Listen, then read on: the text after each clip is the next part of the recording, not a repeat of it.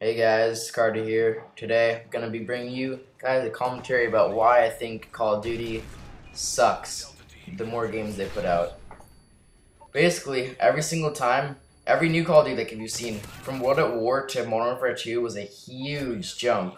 Like World at War just had normal kill streaks 357, like just happens that way. And then Modern Warfare 2, you're able to choose from like 15, around 15 kills, different kill streaks. And the reason why some people like World at War better is because it was just more simple. Because the more options you're given, the more complicated a game can get, and it's not really that fun to have a game where everyone is just all so like.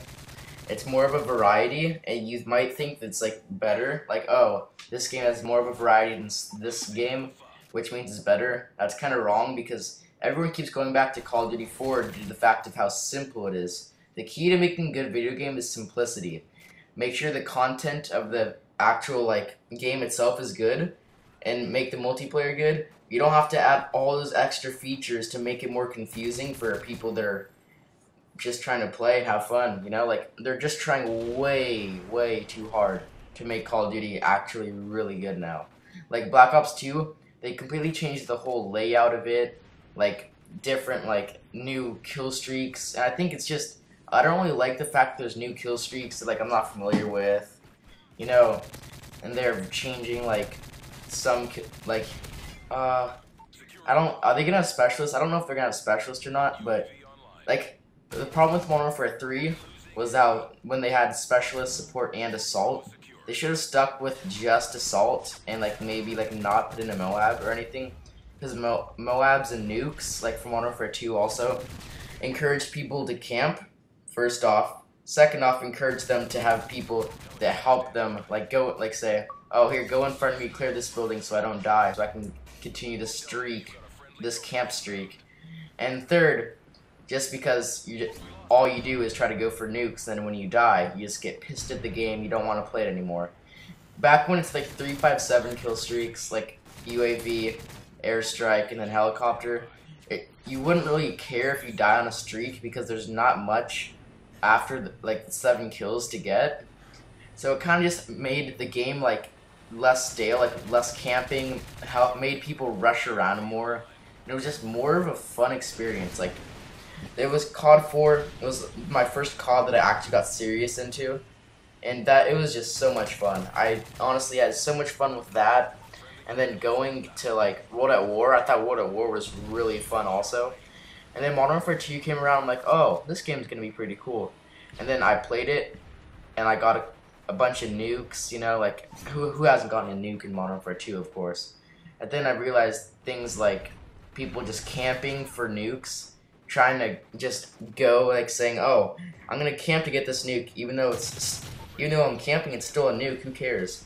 When in reality, everyone's thinking that it's just not right to camp. It just doesn't make the game fun. It's not benefiting anyone, not even yourself. Because if you want to get better at the game, you have to be running around and rushing and having new techniques to be able to in a running gun situation. If like you're behind cover and so is another guy, you have to be able to stun him, combination of stunning him, then running and maybe drop shot even to go get him. Because then when you can't be in a corner, someone maybe checked their corner but they didn't see you all the way. They can just run right past you. And then that's just an easy kill for you. Shoot them right in the back. There's no skill involved in that whatsoever. And if you think there's skill involved in getting a nuke, yeah, sure, there's some skill because, yeah, it's kind of hard. Like, not everyone can get a nuke, but it just means you're also a camper, basically. There's a lot of really great people that can actually run and gun and get a nuke, but don't get me wrong. It's encouraged the not as good players, the people that aren't good enough to run around with a gun and actually get kills. Just makes them try way too hard to just camp, do anything in their power just to get the nuke. And that's why these Call of Duties are getting really stale. People are just trying to just camp, trying to get all these high kill streaks that they've made up, all these new layouts, and all these. It's just not as simple. I mean, they've made it complex, complicated, and it's really didn't need to at all. I mean, I think if they remade Call of Duty 4, like Call of Duty 4 version 2 with all updated graphics and everything, I would buy that in a second. That game would just be an awesome game because it's something that everyone loved because there was no variety and everyone, to be good, it didn't really make a difference if you had a different kill streak or not because everyone had the same kill streaks, etc.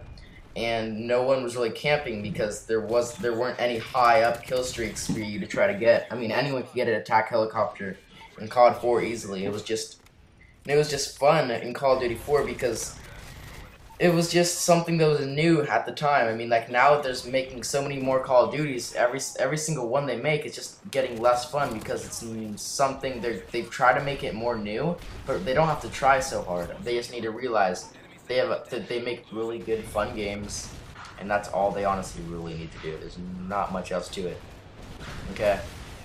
And also another factor to why their games just absolutely were not as fun for people is all the broken guns and kill streaks that they've had. For example, Call of Duty Modern Warfare 2, they had the chopper gunner. When you got that thing, there's nothing you could really do. Before you even able to shoot it down, you usually get eaten up by it because how easy it is and how much auto aim it has. And then, for example, for guns in Call of Duty Modern Warfare 2, the most overpowered gun, hands down, was definitely the ACR.